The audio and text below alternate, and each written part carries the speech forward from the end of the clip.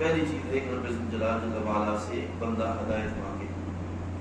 اور پھر ہم نے عرض کیا کہ اس کائنات کے اندر بندے کے لیے ہدایت کے 3 پہلو ہیں.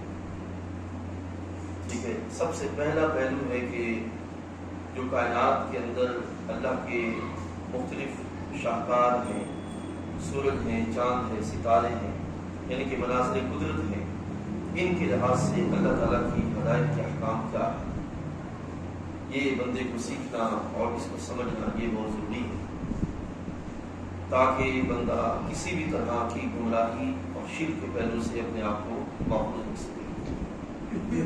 اور دوسری جو چیز ہے وہ ہے اللہ تعالیٰ جل وعلا کی بندگی، کہ اس کی بندگی کیسے کرنی ہے. یہ سارا نظام ہے جو رب تعالیٰ نے قرآن مجید میں حدیث طیبہ میں رسول اکرم صلی اللہ علیہ وسلم کی ذات اقدس کی صورت میں ہمیں عطا فرمایا ہے. اور یہ آپ خود غور کیجیے کہ اس کی میں نے مثال اس کی تھی کہ اللہ تعالیٰ نے جب بھی کوئی قرآن مجید میں حکم دیا، نہ ہی اللہ تعالیٰ نے یہ انداز اپنایا کہ میری بندگی کرو، فقط یہ فرما دیا اور اپنی بندگی کا پہلو لوگوں کو چھوڑ دیا کہ اب تم جیسے چاہو ویسے بندگی کرو. یہ انداز اختیار نہیں کیا. اور نہ ہی خالق کائنات جل وعلا نے یہ فرمایا کہ حکم میں دے دیتا ہوں، اب تم کوشش کرو کہ اس حکم پر اپنے طریقے سے عمل کرنے کا اہتمام کرو. اللہ نے یہ انداز بھی نہیں اپنایا، بلکہ خالق کائنات جل وعلا نے جو بھی حکم دیا اس حکم کی ترکیب اور اس حکم کی جو انتہا ہے، اس کا جو مقصد ہے اور دنیا اور آخرت میں جو اس کی جزا ہے، اللہ تعالیٰ نے وہ ساری چیزیں بیان فرمائی. اور یہ ساری چیزیں ہدایت، یہ ساری چیزیں مل کر ہدایت ہیں. مثلا آپ ایسے سمجھیے کہ ایک بندہ نماز کے لیے تو آتا ہے، لیکن نماز کی وہ ساری ترتیب اور ترکیب نہیں سیکھتا اور نماز کے مقاصد جو ہیں ان پہ توجہ نہیں کرتا. اس کا مطلب یہ ہے کہ وہ نظام ہدایت کے ناقص پہلوؤں کو سمجھے ہوئے ہیں، کامل پہلوؤں کو نہیں لیے. اسی طرح روزہ ہے، اسی طرح حج ہے، اسی طرح زکوٰۃ ہے، صدقات ہے، جہاد ہے، جتنے بھی احکام اللہ نے بیان فرمائے وہ سارے کے سارے رب تعالیٰ جل وعلا نے ایک حکم کے تحت نظام دیا، نظام کے تحت مقاصد بیان کیے اور مقاصد کے لحاظ سے فرمایا کہ یہ سارے دے کر لعلکم تشکرون، کہ تم شکر گزار ہو. یہ پورا ایک نظام. آج کے دور میں کمیاں کہاں رہ رہی ہیں؟ کمیاں یہ ہیں کہ حکم تو ہمیں معلوم ہے، لیکن اس حکم کی ادائیگی کیسے ممکن ہے اور اس کے پیچھے مقاصد کیا ہے کہ ان پہ نظر رکھی جائے. یہ دونوں چیزیں نہ ہونے کے سبب جو اعمال اسلام ہے وہ مسلمانوں کے اندر رسم کے طور پہ رہ گئے، اس کی حقیقت کھو رہی. یہ ہے وہ کیفیت جو رب الجلال جل وعلا کے نظام ہدایت کا حصہ ہے. جو دوسرا پہلو ہے. تیسرا جو پہلو ہے جو بڑا اہم ہم نے کل عرض کیا تھا، یہ ایک میں یوں سمجھے گا کہ کل کے سبق کو یاد کروایا جا رہا ہے تاکہ یہ چیزیں جو ہے وہ ذہن نشین ہو جائیں. تیسرا جو بڑا اہم جو پہلو تھا وہ یہ تھا، رب کائنات جل وعلا نے اس کائنات کے اندر انسان کو عقل دی ہے. اور آپ دیکھتے ہیں کہ عقل انسانی روز بروز نئی نئی ایجادات، نئی نئی چیزیں سامنے لا رہی ہیں. اسی طرح افراد کے ساتھ تعلقات کی نئی نئی صورتیں سامنے آ رہی ہیں. یہ بھی یاد رکھیے، کل یہ چیز جو وہ رہ گئی تھی کہ افراد کے ساتھ تعلقات کی نئی نئی صورتیں سامنے آ رہی ہیں. پہلے تو صرف تھی دوستی، تعلق اس پہلو کے یا رشتہ داری کے لحاظ سے یا خاندان کے لحاظ سے یا کہ پریوار کے لحاظ سے یا پہلو کے لحاظ سے. لیکن اس وقت جو سوشل میڈیا کے ذریعے نئے نئے تعلقات کے رستے ہیں وہ کس بنیاد پر ہونے چاہیے، اس کا مقصد کیا ہے، اس کا طریقہ کار کیا ہے. مثلا ایک نوجوان ٹک ٹاکر ہے، وہ یہ سب کچھ کیوں کر رہا ہے، اس کے پیچھے مقصد کیا ہے، اس کا وہ طریقہ کار کیا ہے اور پھر اس کی انتہا کیا ہے، اس کی سارا کام کس نظام کے تحت کر رہا ہے. ٹھیک ہے نا، ایک نیا سلسلہ. اسی طرح اور جتنے بھی ذرائع ہیں، اسی طریقے سے اس وقت حکومتوں کے لحاظ سے جو نئے نئے تعلقات سامنے آ رہے ہیں، ان تعلقات میں انسان کی حیثیت کیا ہے اور انسان کا جو زندگی کا سلسلہ کیا ہے. اسی طریقے سے جو نئے نئے ایجادات سامنے آ رہی ہیں، ان ایجادات کے لحاظ سے انسان کے ذہن میں کیا ایک ایسا سلسلہ ہونا چاہیے کہ جس کے ذریعے وہ ان ایجادات کے ہوتے ہوئے اللہ کی بندگی صحیح طور پر کرنے کا اہتمام کر سکے. یہ کل ایک جو وہ 3 چیزیں تھیں، 3 پہلو تھے جس پر ہم نے آپ کے سامنے گفتگو کا سلسلہ پیش کیا تھا۔ اب یہاں سے آگے بڑھتے ہیں کہ یہ تو تھا کہ نظام ہدایت کا دائرہ کار کتنا ہے، نظام ہدایت کیا ہے، تو ان تینوں چیزوں پر انسان کی ساری زندگی ان تینوں سے باہر نہیں۔ اگر انسان دیکھے ان تینوں سے باہر نہیں، مناظر فطرت ہے، کائنات کے اندر انسان کی کیفیت ہے اور نئی نئی ایجادات، یہ سارا انسانی سلسلہ ان سے باہر نہیں۔ اور اللہ کریم کی بارگاہ سے جو ہدایت کے سلسلے ہیں وہ ان تینوں کے لحاظ سے ہی موجود ہے۔ انسان ان تینوں کے بارے میں کہے کہ فلاں چیز کے بارے میں مجھے ہدایت کا سلسلہ نہیں دیا گیا، نہیں، یہ اس کی غفلت اور کوتاہی تو ضرور ہو سکتی ہے، لیکن اللہ کی بارگاہ سے جو سلسلے دیے گئے اس میں کمی کوئی کا سلسلہ نہیں۔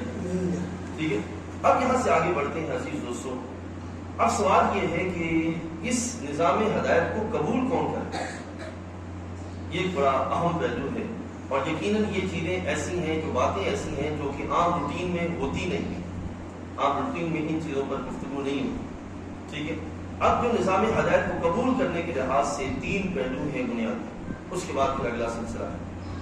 سب سے پہلی چیز یہ ہے کہ انسان اس نظام ہدایت کی حیثیت کو سمجھے، اس کی حیثیت کیا ہے، پہلی چیز ہے اس کی حیثیت کو سمجھے۔ اس کے بعد اگلا دوسرا مرحلہ ہے کہ جب حیثیت کو سمجھے گا تو پھر اس کی اہمیت کو جانے گا، یہ دوسرا اہم معاملہ ہے۔ اور جب اہمیت کو جانے گا تو پھر ساتھ اس کی ضرورت کو بھی محسوس کرے گا۔ جب یہ تینوں چیزیں مکمل ہو جائیں گی تو کوئی بھی سلیم الفطرت عقل والا آدمی اس نظام ہدایت سے دور نہیں جائے گا۔ مین جو بنیادی چیز ہے وہ یہ ہے، پہلی چیز کہ کیا سب سے پہلے حیثیت کو سمجھے اور پھر اہمیت کو تسلیم کرے، اور اس کے بعد اس کی ضرورت کو محسوس کرے کہ آخر اس کی ضرورت کیا ہے۔ معزز حاضرین، آج کے اس دور میں اگر ہم دیکھیں نا، آج کا نوجوان جس ماحول میں پلتا بڑھتا پروان چڑھتا ہے، اس ماحول کی وجہ سے وہ جس نظام کا عادی ہو جاتا ہے، اس نظام کے عادی ہونے کے سبب اس نظام کی اہمیت اس کے نزدیک کم ہو جاتی ہے۔ وہ اس کو سطحی نظر سے دیکھتا ہے، حقیقت کی نظر سے نہیں دیکھتا، اور اس کو اس طرح اس کی ضرورت محسوس نہیں کرتا جیسے کہ ہونی چاہیے، جس کا نتیجہ کیا نکلتا ہے کہ وہ اس کو محض چند ایک پہلوؤں پر مذہبی عقیدت کے لحاظ سے لے لیتا ہے، جو بندہ مومن ہونے کی حیثیت سے اس کی ذمہ داری ہے اس کے لحاظ سے نہیں لیتا۔ وہ کوئی بھی پہلو ہو، وہ کوئی بھی مقام ہو، وہ کوئی بھی رستہ ہو، اس لحاظ سے نہیں لیتا، جس کا نتیجہ کیا نکلتا ہے کہ ہماری زندگیوں میں اگر ہم کاؤنٹ کریں نا، 1 سے لے کر 10 تک اسلام کے کتنے اعمال ہیں، تو شاید 2 سے 3 ہوں گے یا 4 ہوں گے، اور اس کے علاوہ 6 جو حصے ہیں وہ سارے کے سارے خالی پڑے ہیں، ان کے لحاظ سے ان کی طرف بڑھنے کو تیار ہی نہیں۔ تو سب سے پہلے کیا چیز ہے؟ اہمیت۔ عزیز دوستو، یہ یاد رکھیے اور اس کو اپنے ذہن میں جگہ دیجیے گا۔ اہمیت اس پہلے حیثیت ہے کہ سب سے پہلے انسان اس چیز کی طرف دیکھے کہ میں کون ہوں، اور یہ جو کلام ہے یہ کیا ہے۔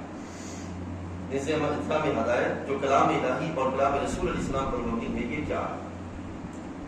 جب کون اور کیا کا سلسلہ اس کو سمجھ آئے گا تو پھر وہ اہمیت بھی سمجھے گا کہ اس کائنات میں میری حیثیت کیا ہے اور اس کلام کی حیثیت کیا ہے، یہ کلام کیا ہے۔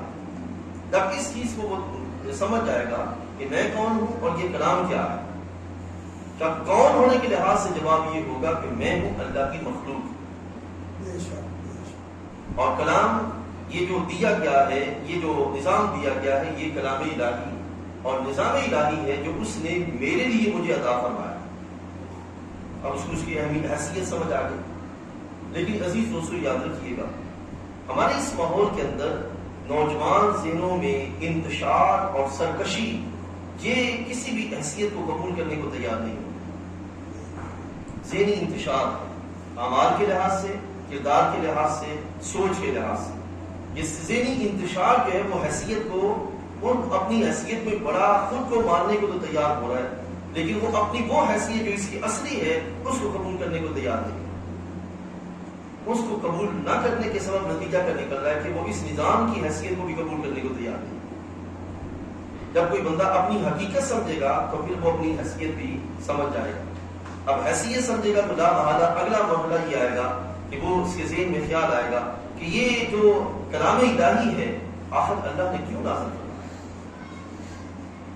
تو جب سمجھے گا کہ یہ کلام الہی اس معبود برحق کا ہے، اس خالق و مالک کا ہے جس نے مجھے پیدا کیا، اور اس میں جو مختلف احکام ہیں وہ اس لحاظ سے ہیں کہ میں ہدایت پا جاؤں، دنیا اور آخرت میں کامیاب ہو جاؤں، یا یہ اس کی اہمیت اس کی بنے گی. دیکھیں نا، اس کائنات کے اندر جب بھی کوئی بندہ کسی بھی نظام کو پکڑتا ہے تو اسی لیے پکڑتا ہے اس کے فوائد کتنے، اس کے ثمرات کتنے، اس کے نتائج میرے لیے دنیا اور آخرت میں کیا ہے. اگر مومن ہوگا تو دنیا اور آخرت دونوں طرف جائے گا، اور اگر کافر ہوگا تو صرف دنیا کی طرف دیکھے گا.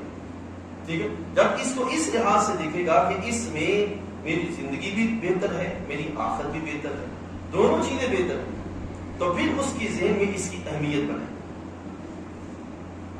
بات سمجھ آئے گا؟ اس وقت عموماً کیا ہو رہا ہے کہ اس کے سامنے جتنے بھی نظام موجود ہیں وہ ان ظاہری نظاموں میں اتنا عادی ہو گیا ہے اور اتنا رچ بس گیا ہے کہ اس کے نزدیک یہ نظام جو موجود ہیں ان کے مقابلے میں یہ نظام محض ایک مذہبی نظام کی حیثیت سے رہ گیا. ٹھیک ہے نا، وہ نظام کی جس میں دنیا کے جملہ معاملات کے لحاظ سے رہنمائی کا سلسلہ موجود ہے، اس کے باوجود کہ وہ مانتا بھی ہے، تسلیم بھی کرتا ہے، لیکن اس طرح بڑھنے کو تیار ہے. جو حقیقت ہوتی ہے وہ تھوڑی سی غلط ہوتی ہے. سمجھا گیا نا؟ تو یہ وہ کیفیت ہے کہ جب وہ اس کی حیثیت کو سمجھے گا تو پھر اس کی اہمیت کو بھی مانے گا، اور جب اس کی اہمیت کو مانے گا تو پھر اس کو ضرورت محسوس ہوگی کہ اس کی اہمیت تو یہ ہے کہ یہ میری دنیا اور آخرت میں کامیابی کا ضامن ہے. تو پھر وہ ضرورت محسوس کرے گا کہ ہاں یہی میرے لیے دنیا اور آخرت میں فائدہ بخش ہے. پھر وہ ضرورت محسوس کرے گا. تو اس کام کے لیے یہ جو تین چیزیں ہیں، خاص طور پر نوجوانوں، یہ جو تین چیزیں ہیں، ان تین چیزوں کے لحاظ سے ضروری یہ ہے کہ آج کے مسلمان کو سرکشی اور انتشار کے نظام سے نکال کر پرسکون طریقے سے بٹھا کر سیکھا جائے، سکھایا جائے، سمجھا جائے کہ ہم کون ہیں، ہم کیا ہیں، ہماری حیثیت کیا ہے، اس نظام کے لحاظ سے اس کی اہمیت کیا ہے اور اس کی ضرورت کیا ہے.